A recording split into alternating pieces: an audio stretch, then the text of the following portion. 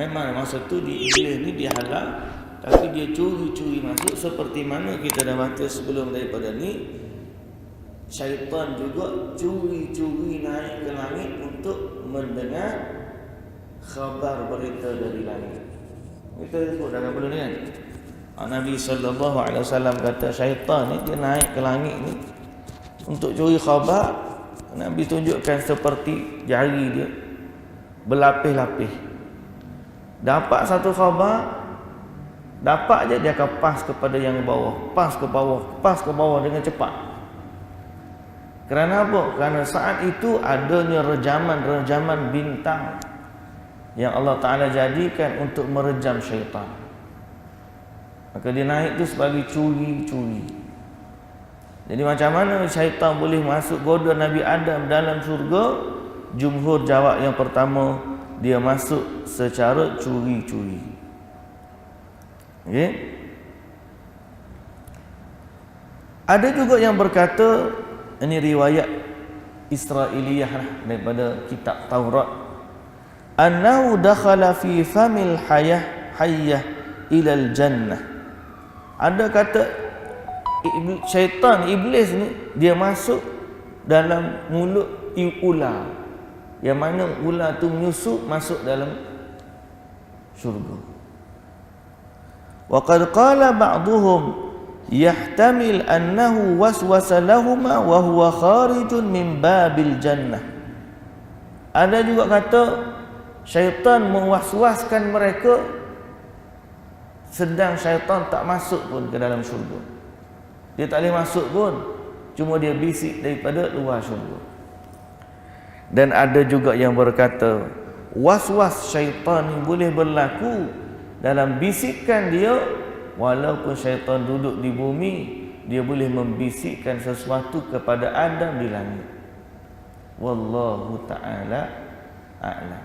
Tapi nak kata jawapan tuntas dalam masalah itu, wallahu ta'ala a'lam. Itu jawapan jumhur ulama lah.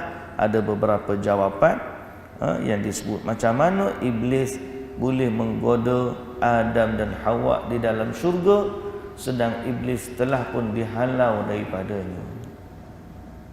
Baik. Kemudian muslimin dan muslimat yang dirahmati Allah, apabila berlaku peristiwa tersebut, maka Allah Subhanahu wa taala pun murkalah kepada Nabi Adam alaihissalam. Sehingga Allah Taala kata wa qulna bitu minha jami'a. Semua kamu turunlah kamu daripadanya. Sehingga mula-mula iblis dihalau, kemudian Nabi Adam dan Hawa dikeluarkan daripada syurga. Kita kata iblis dihalau kerana itu bersifat selama-lamanya. Adapun Nabi Adam dan Hawa dikeluarkan, itu bersifat sementara, sehingga dia dan anak cucunya yang beriman kepada Allah akan kembali ke dalam syurga pada hari akhirat nanti. Okey, jadi iblis dihalau selama-lamanya. Adam dan Hawa akan kembali ke dalam syurga. Malah antara hikmah yang kita sebut, disebut kenapa Allah Ta'ala jadikan kejadian itu begitu, sehingga ada orang yang kata kepada Nabi Adam alaihissalam, sebab engkaulah kami dikeluarkan daripada syurga.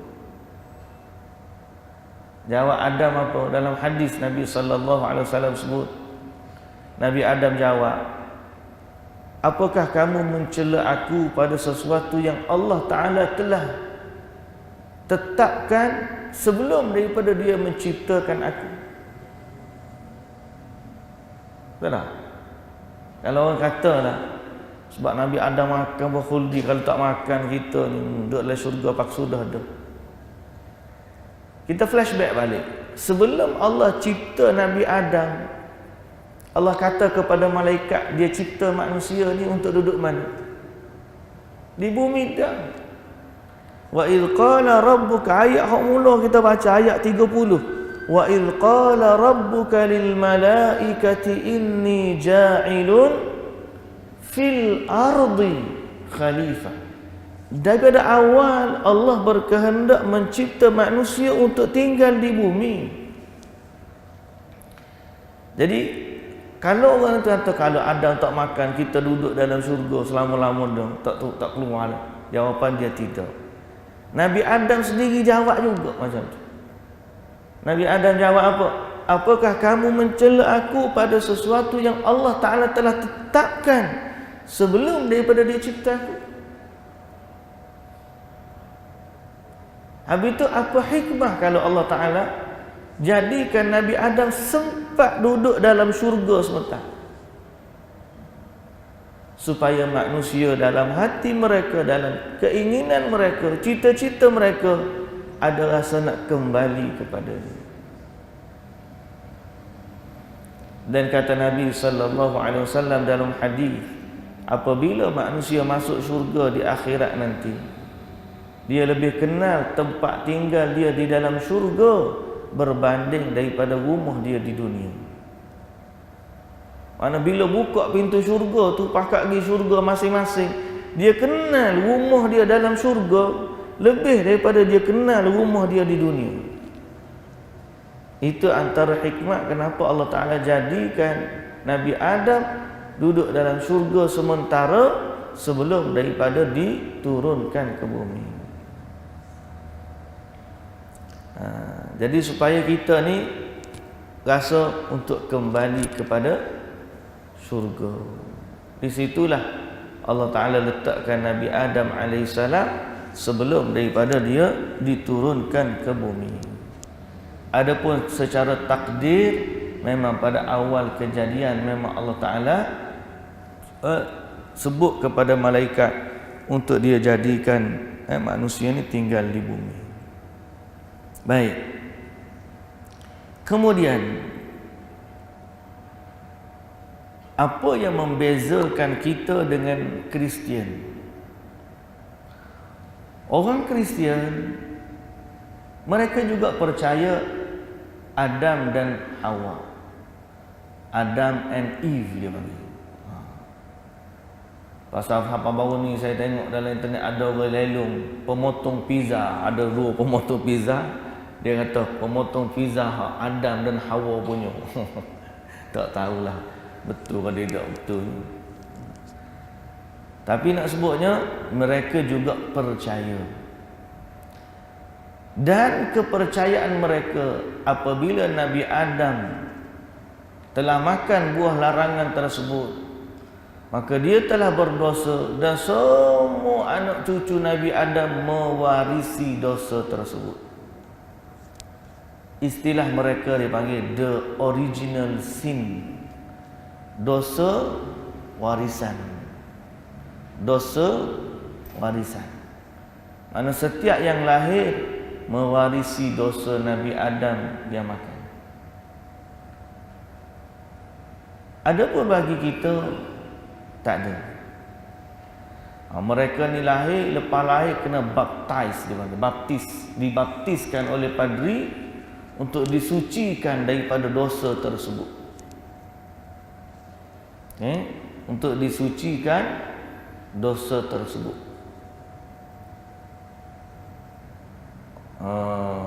Malah sakitnya wanita waktu nak melahirkan, waktu nak susahnya waktu mengandung, antara sebabnya mereka kata kaitan juga dengan dosa warisan ini. Bagi kita umat Islam, perkara tersebut tak berlaku. Sama ada sakit waktu melahirkan ke ataupun tak sakit ke, sama ada lelaki ke atau wanita ke, Nabi sallallahu alaihi wasallam kata ma min mauludin illa yuladu 'alal fitrah. Tidak ada seorang pun bayi yang lahir melainkan dia lahir di atas fitrah. Dan kita juga yakin dan percaya bahawa Nabi Adam alaihissalam walaupun dia telah melakukan kesalahan, tetapi Allah Ta'ala telah mengampunkan dosa Nabi Adam alaihissalam dengan taubat yang dilakukan atau yang diminta oleh Nabi Adam alaihissalam. Mana bukti dia? Ayat yang terakhir yang kita baca. Fatalaqqa Adamu min rabbih kalimatin fataba alaihi innahu huwat tawwabur rahim. Fatalaqqa, apa maksud dia? Fatalaqqa Adamu min rabbih kalimat. Kemudian Nabi Adam menerima dari Tuhannya beberapa kalimat. Kan Allah ni antara kelebihan Nabi Adam apa dia? Allah ajar kepada dia nama-nama. Dan Allah juga ajar kepada Nabi Adam kalimah-kalimah. Jadi Nabi Adam ni bukan sekadar dia tahu nama-nama benda yang ada di bumi, tetapi dia juga tahu macam mana caranya nak beribadah dan nak meminta keampunan dari Allah Subhanahu wa taala. Macam mana dia tahu? Allah ajar dia. Allah ajar Nabi Adam alaihissalam. Okey. Sebab tu Nabi Adam ni kita panggil Nabi Adam. Tapi kalau ikut hadis, Rasul yang pertama adalah Nabi Nuh alaihissalam. Sebab apa Nabi Adam tidak panggil Rasul yang pertama? Sebab Nabi Adam dia tidak diutuskan untuk umat, kerana sebelumnya belum ada umat. Kalau katanya Nabi Adam diutuskan untuk siapa? Mana ada, sebab tak ada orang masa tu dia seorang. Dialah yang pertama. Sebelum dia tidak ada manusia. Sebaliknya setelah ramai anak cucu dia, barulah Allah Ta'ala hantar Nabi Nuh alaihissalam. Jarak masanya wallahu ta'ala a'lam. Baik, jadi antara yang Allah Ta'ala ajar kepada Nabi Adam alaihissalam ialah lafaz-lafaz taubat. Dan disebut dalam surah Al-A'raf. Apa diakah lafaz yang Nabi Adam baca sehingga Allah menerima taubat Nabi Adam? Apa dia? Rabbana zalamna anfusana wa illam taghfir lana wa tarhamna lanakunanna minal khasirin. Kita baca dah doa ni. Hafal dah tak? Hafal insya-Allah. Kalau tak ingatnya bukan tak ingat doa, tak ingat nak baca doa. Dah. Doa tu ingat dah, kalau tak ingat tu nak baca. Rabbana zalamna anfusana wa illam taghfir lana wa tarhamna lanakunanna minal khasirin. Ya Allah, kami telah menzalimi diri kami sendiri. Zalamna anfusana wa illam taghfir lana, kalaulah engkau tidak mengampunkan kami, wa tarhamna, dan kalaulah engkau tidak merahmati kami, lanakunanna minal khasirin, nescaya kami termasuk dari orang yang rugi. Jadi ini doa yang istimewa sebenarnya. Doa ni sepatutnya dihafal oleh semua anak cucu Nabi Adam. Kerana doa inilah yang telah melepaskan beban kesalahan Nabi Adam setelah daripada dikeluarkan daripada syurga. Sehingga setelah daripada Allah Ta'ala sebut fatalaqqa Adamu min rabbih kalimat fataba alaih, lalu Allah menerima taubatnya. Ini yang beza kita dengan Kristian. Kita orang Islam, Nabi Adam dah bertaubat kepada Allah dan Allah telah pun menerima taubatnya. Lalu tidak ada lagi istilah dosa warisan. Sebaliknya setiap bayi yang lahir hari ini dilahirkan di atas fitrah, sehingga mana-mana anak orang Islam yang mati sebelum daripada baligh, maka akidah ahli sunnah wal jamaah kata mereka akan berada di dalam syurga. Sebab dia mati sebelum baligh, keadaan dia adalah bayi yang berada di atas fitrah. Fitrah, tak ada dosa. Orang Kristian tak, kalau dia ni tidak dibaptiskan, dia mati di sebelum baptis, maka dia mewarisi dosa.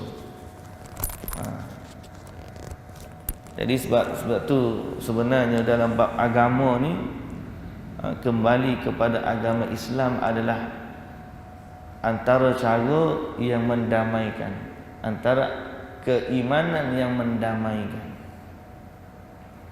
Baik, muslimin dan muslimat yang dirahmati Allah Subhanahu wa taala sekalian. Kita sebut tadi patutnya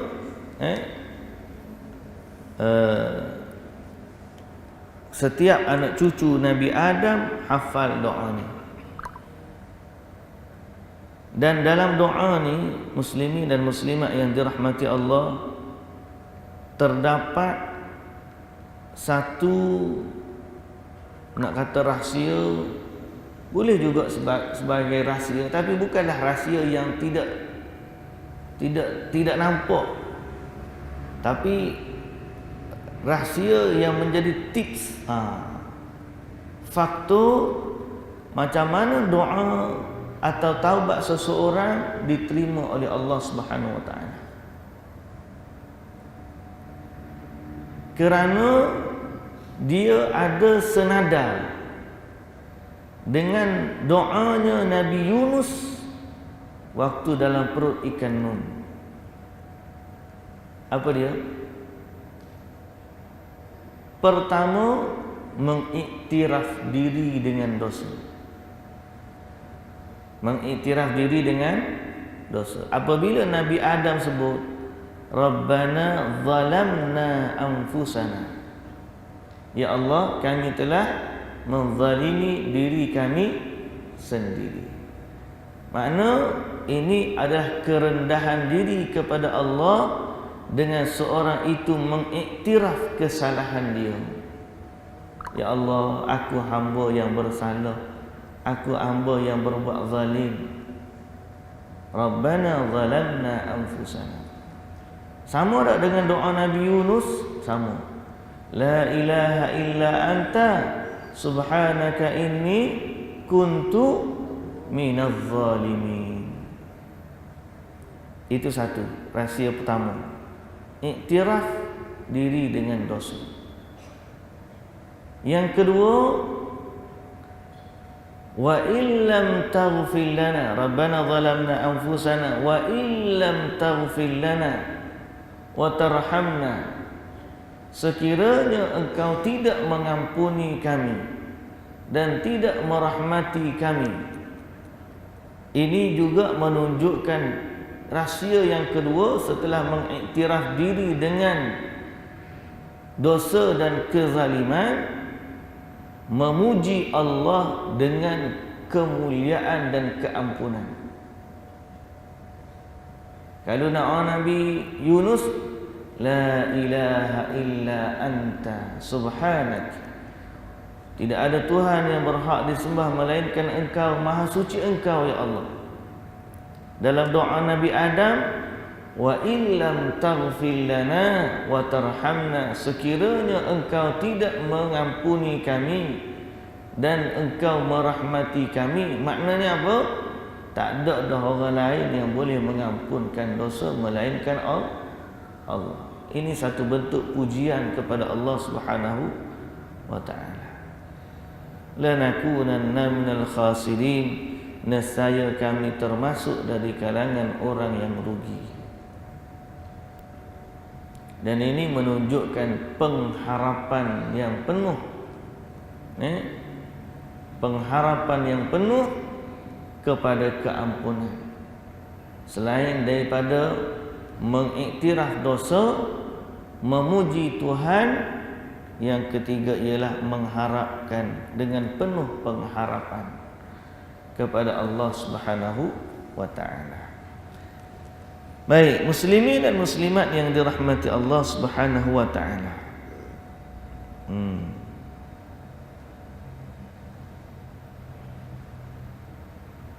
Jadi apabila Nabi Adam alaihissalam bertaubat, sucilah dia daripada dosa. Cuma bilakah dia akan kembali ke dalam syurga? Jawapan dia akhirat nantilah. Akhirat nanti. Innahu huwat tawwabur rahim. Sesungguhnya Allah Maha penerima taubat lagi Maha mengasihani. Lagi Maha mengasihani, dan Allah menunjukkan sifatnya yang menamakan dirinya dengan kalimah At-Tawwab. At-Tawwab. Selain daripada kalimah Ghafur, Maha Pengampun, maka Allah juga At-Tawwab. Apa maksud At-Tawwab? Ini ai innahu yatubu ala man taba ilaih. Tuhan menerima taubat orang yang bertaubat kepadanya. Dan di sini ada satu juga rahsia atau keistimewaan bila Allah menggunakan sirah, bahasa Arab kita panggil sirah lah, At-Tawwab dengan wazan fa'al. Wazan fa'al. Tahu wazan? Tahu wazan? Kalau ngaji bahasa Arab dia ada wazan. Wazan ni acuan perkataan. Acuan perkataan dalam bahasa ni kita tengok baris dia. Kita tengok huruf dia. Berapa huruf? Ada 5 huruf. Fa, ain, alif, lam. Fa'alun. Atas wazan fa'alun itulah kalimah ghaffarun. Ghaffarun, kalimah ghaffar. Kalimah tawwabun. Tawwab, ghaffar. Darrab kalau bahasa kena dia. Semua tu wazan tu menunjukkan satu perbuatan yang berulang-ulang. Kalau Allah Ta'ala kata ghaffar, kalau orang tu kata fulan darrabun, fulan itu kaki pukul, maknanya dia senantiasa pukul orang.